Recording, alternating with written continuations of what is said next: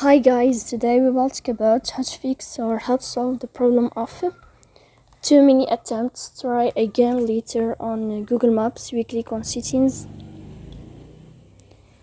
In this page you can click on apps, default apps, app settings.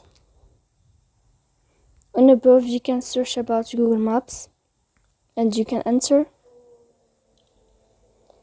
Then you can click on first stop and you can click OK. After that you will enter to the window of storage. Here you can click clear cache. Don't click clear data because that can delete your account. In the end you can turn off your phone and you can wait a moment to turn on your phone again to fix that problem.